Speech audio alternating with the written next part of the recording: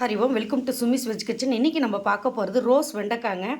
இது ரொம்ப ரேராக தான் கிடைக்கும். இப்போ சீசனாக இருக்குது. இப்போ இந்த மாதிரி கிடச்சிருக்குங்க. இது ரொம்ப நல்ல அபூர்வ சக்தி கொண்டது. நாட்டு வெண்டைக்கான்னு சொல்லுவாங்க, சில இடத்துல மலை வெண்டைக்கான்னு சொல்லுவாங்க. ஸோ ஒரு இடத்துல ஒரு மாதிரி. இந்த வெண்டைக்காய் வச்சு இன்றைக்கி நம்ம ஒரு பொரியல் செய்ய போகிறோங்க. இது ரொம்ப வழுவழுப்பு அதிகமாக இருக்காது. சில நேரத்தில் சீசனில் நம்ம தண்ணியிலே ஊற வச்சுருப்பாங்க கடையில், அப்போ உங்களுக்கு வழுவழுப்பு இருக்கும். இப்போ பாருங்கள், அதுக்கு தேவையான பிறகு நான் மிளகு சீரகத்தை இடித்து வச்சுருக்கேங்க. பூண்டு நல்லா பொடியே இடித்து வச்சுருக்கேங்க. இதுக்கு கடுகு உளுத்தம்பருப்பு போட போகிறோம். இப்போ நான் எண்ணெய் வச்சுருக்கேன் நான். இப்போ பாருங்கள், இதில் கடுகு உளுத்தம்பருப்பு நான் போட்டுறேன் நான். அது பொரியட்டும்.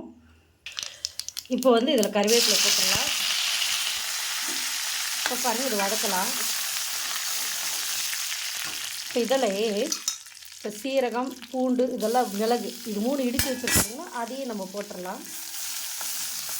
நல்லா கொஞ்சம் வதக்குவோம், பச்சை வாசனை போகட்டும்.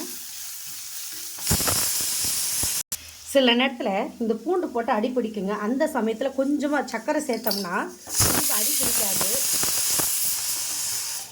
பாருங்கள், நல்லா சுழண்டு வருது, ஒட்டாமல் வருது பாருங்கள். இப்போ முன்ன கிளறுனதுக்கும் இப்போ கிளறதுக்கும் உங்களுக்கு டேஸ்ட் அவ்வளோவா பெருசாலாம் மாறாதுங்க. நான் சும்மா ஒரு அரை ஸ்பூன் மிளகாய்த்தூள் எடுத்து வச்சு, அதை குழம்பு மிளகாய்த்தூள். இப்போ இந்த வெண்டைக்காய் அதில் சேர்த்துடலாங்க.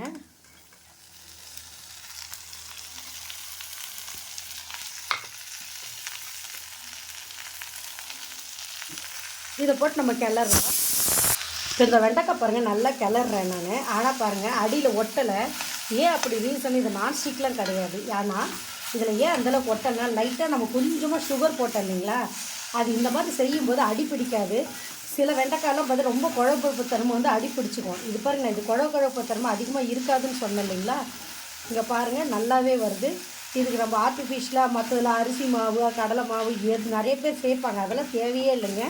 இது அப்படியே நம்ம கிளறிட்டே இருக்கலாம் சிம்மில் வச்சு. அதுக்கப்புறமா பாதி வெந்ததுக்கப்புறம் நம்ம உப்பு போடலாங்க. இப்போ கொஞ்சம் இப்படியே வேகட்டும். இந்த வெண்டைக்காய் பாருங்கள், வேக வேக கலர் மாறிட்டே வருது. அந்த பச்சை கலர் வந்துருங்க.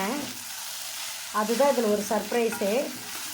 ஏன்னா இதெல்லாம் ஹைப்ரிட்டு அப்படின்னு சொல்கிறாங்க இல்லையா, நாட்டு வெண்டைக்காய் எல்லாம் சொல்கிறாங்க இல்லைங்களா. அது இது கிராஸில் தான் இது பண்ணுறது.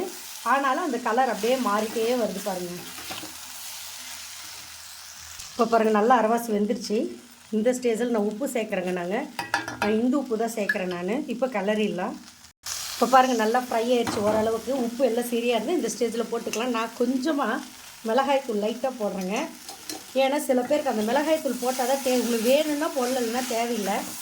இந்த மிளகாய்த்தூள் போட்டோம்னா இன்னும் கொஞ்சம் டேஸ்ட்டு கொடுக்கும் நமக்கு. அந்த வாசனை இதில் மிளகு ஜீரகம் ஆல்ரெடி போட்டிருந்தா கூட நமக்கு அந்த பழகிருச்சு. வேணும்னா போட்டுக்கலாம், இல்லைன்னா தேவையில்லைங்க. இந்த பாருங்கள், நல்லா பொரியல் நல்லா ஃப்ரை ஆயிடுச்சுங்க.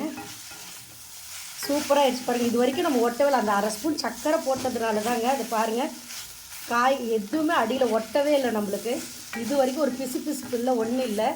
ஸோ ரொம்ப நல்லாயிருக்கு, பார்க்கவே எம்மியாக இருக்குங்க. சுவையான ரோஸ் பிங்க் வெண்டைக்காய் பிங்க் வெண்டைக்காய் சொல்லலாம்.